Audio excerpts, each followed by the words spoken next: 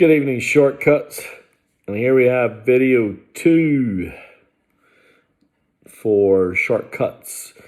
March 22nd, this time classic rock, pop, punk, and a lot of new wave. I'm going to make a bold claim. I think certainly the first 6 records on tonight's list are, for me, and I know it's my own taste, beautiful thing about music, 10 out of 10 records. And arguably, a few to follow are pretty damn close. I think this is a high quality list. I'm setting the bar pretty high, I know, but I'd love your views. Now, the first record I'm going to start with is a 10 out of 10 record for me that I'm going to make a bet you've never heard of. So, Adrian Borland was the lead singer of a new wave band in the UK, early 80s, it was 1981, called The Sound. I think they only ever made 4 records, and like the lead singer of other new wave bands of renown, he had mental issues.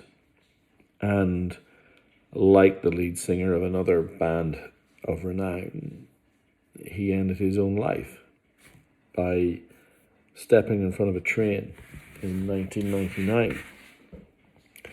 So, don't let that put you off though. In the same way that Joy Division's Closer is a cerebral and challenging emotional turmoil of an album, From the Lion's Mouth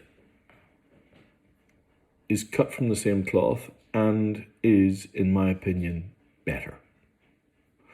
There are 6 songs from this record that I would put on any playlist that represents my favourite music, bar none.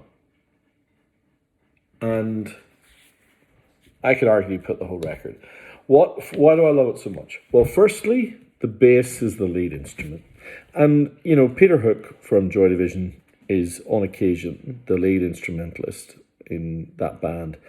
And the bass player on the Sound, a guy called Graham Greene, is at least as influential in terms of that driving bass that as soon as you hear it, you think, this music's good. Just put on the first 30 seconds of the opening track, Winning. You'll hear that thick bass, then these ephemeral guitars, and you will think The Cure. But then you'll hear the voice. Now, Adrian Borland's voice is closer to Echo and the Bunnymen. So closer to that deeper growl, that kind of more... And I mean, it does have a bit of Ian Curtis, but I think he's better. I mean, I know I should... That is like, what are you talking about, Stephen? But genuinely, this is a 10 out of 10 album for me. I freaking love it. Give it a listen. It only came on Spotify quite recently. I've had my copy for a while now. I'm part of a few music clubs, and everyone on those clubs knows that I rave about the Sound. I've been looking for a second copy to kind of talk to you guys about it. And I found one, and there it is, lead off record. And when you see what's to follow, and I've chosen that as the lead off record, that should give you a view of how much renown I hold the Sound. All of their albums are wonderful, but particularly that one. 10 out of 10 album, Remain in Light, The Talking Heads. Japanese first press, the last Eno produced record, and arguably their best. But now that's like saying, you know, your best child. But because the Talking Heads are that good. Man, what an album. I have this as a t-shirt. I should have worn it. Cross-Eyed and Painless. Side 1, track 2. How that isn't just an all-time classic, I don't know. And that's just because so many of them are that good. Oh, what an album. Once in a lifetime. Now, my favourite Steely Dan album is The Royal Scam. For me, this is a 10 out of 10 album. The opening track, Kid Charlemagne, is their best opening track, and Steely Dan specialised in killer opening songs. There isn't a single song I would change. And I know it's their least renowned. A lot of people said at the time, it kind of sounds a bit Steely Dan. After The Royal Scam, for me, they got inside their own heads. Becker and Fagan. And it became a calculation. Whereas The Royal Scam, they're a band. And not just any old band. And I had a UK press and I had a Australian press. I heard the Japanese press and I couldn't wait to get rid of them. The Japanese press is so good.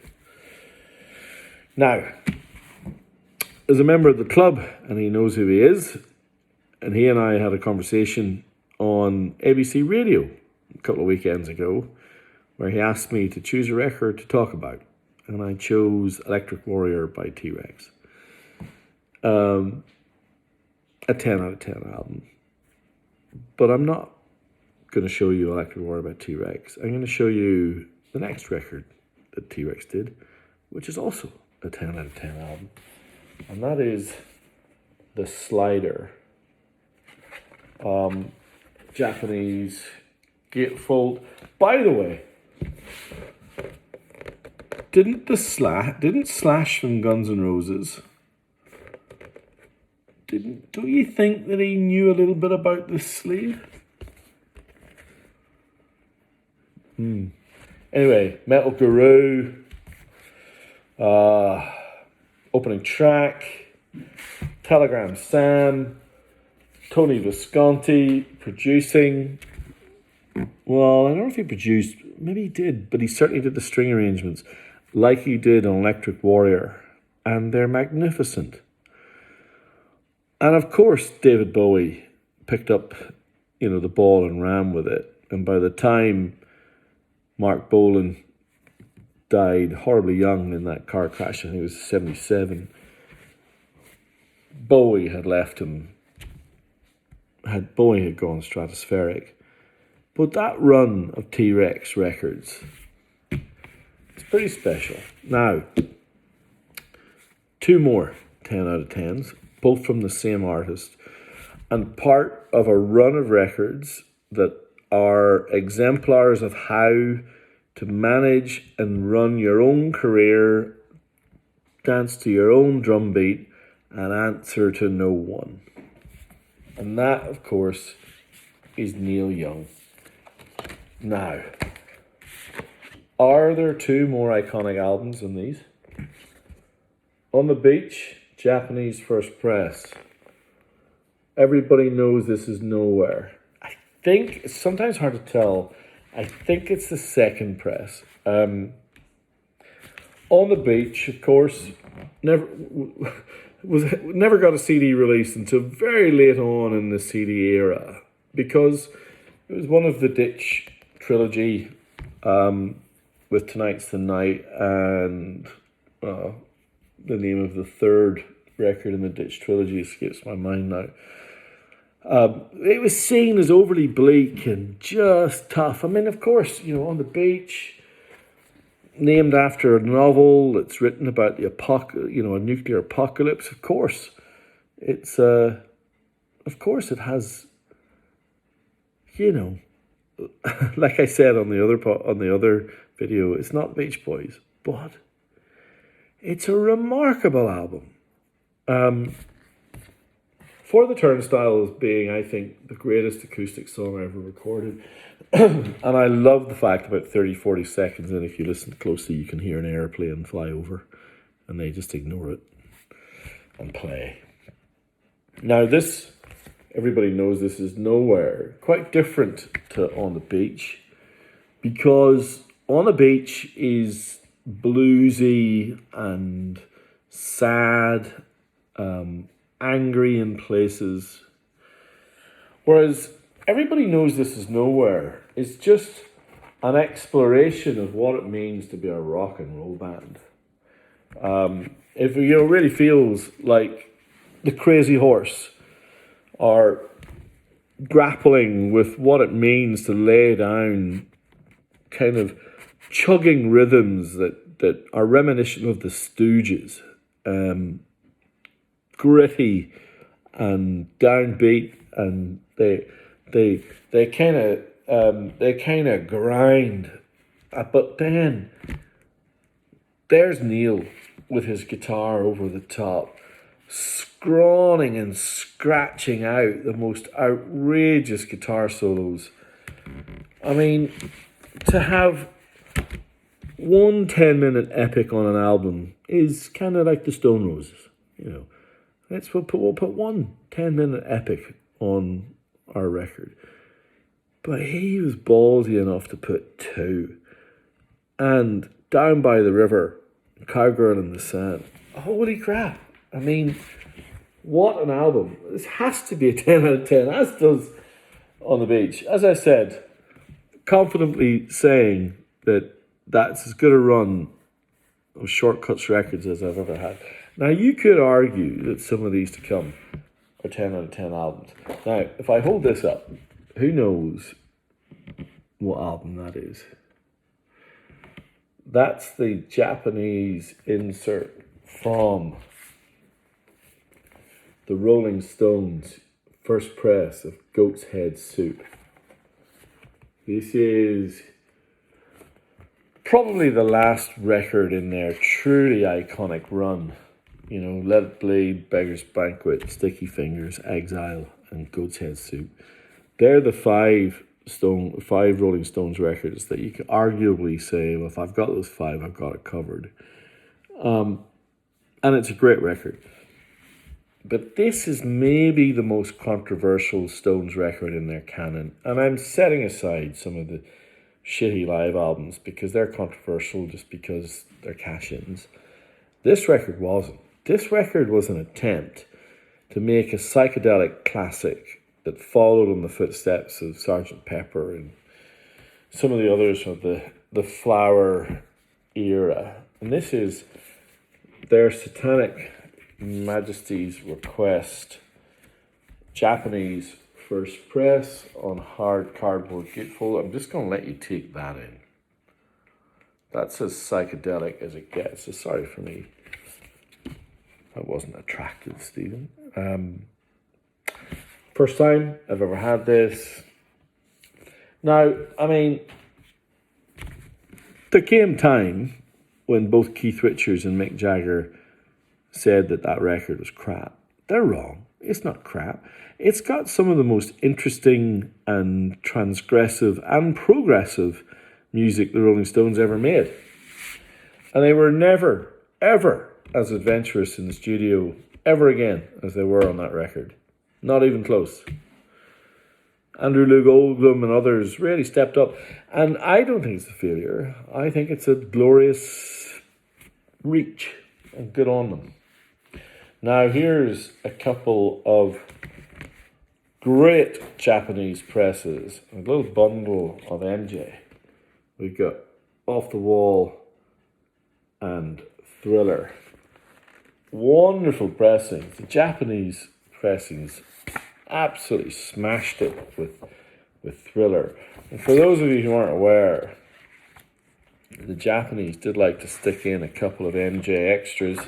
I do like the posters that come with Thriller.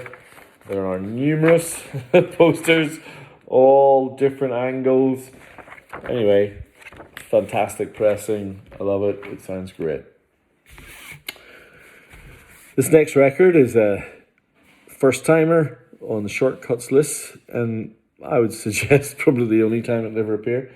I've never seen it before. This is maybe the one and only punk concept album. The second album by Sham 69, East End of London. And this is That's Life. A record about the life. And by the way, you do not need to have a university degree to follow the story. It's pretty apparent as you listen to this record. But it does have some of the greatest punk singles of the era. And you know, songs like Angels with Dirty Faces became kind of iconic, became that idea of the kitchen sink drama in the East End of London. A lot of it originated out of this record. Hurry Up Harry being utterly wonderful. And these great tabloid snippets. Just a brilliant concept, brilliant album. Way ahead of their time. Sham 69. Now, a couple of classics to get through. First time I've ever had this. Triple album. The Japanese first press of Martin Scorsese's The Last Waltz. If you don't know it, let me read this out. Obviously, the band with Rick Danko, one of my heroes.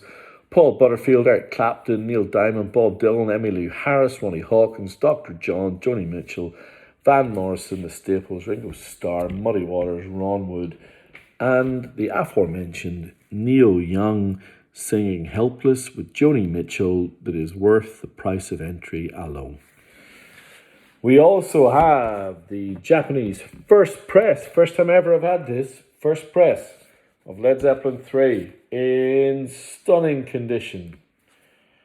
We have Kate Bush's fourth album, The Dreaming, the first that she produced herself.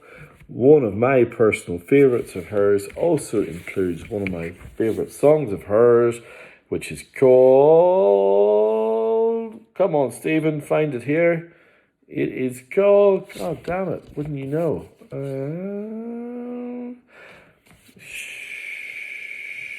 There Goes a Tenor.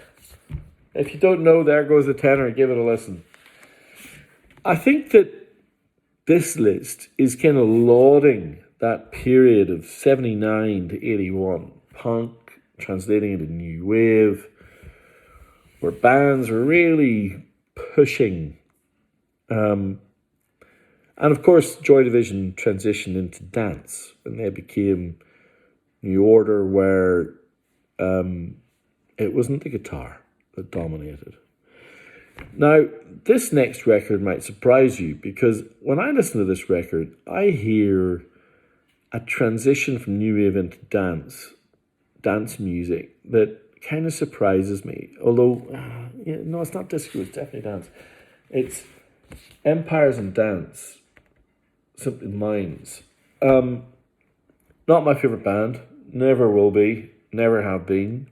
But I think this is their, probably their best album. I love this Cyrillic text here that, of course, was ripped off by...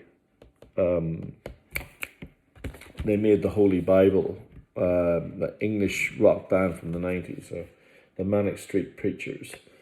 They definitely had this in their record collection.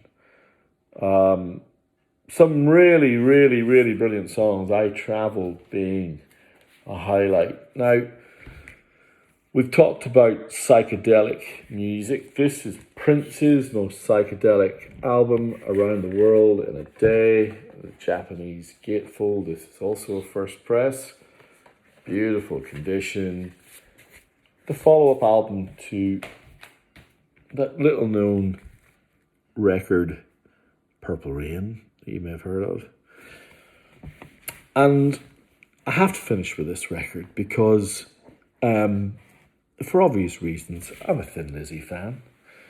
It was St. Patrick's Day last Friday, Ireland won the Grand Slam in the Six Nations Rugby. And this is the record that I pulled out to listen to.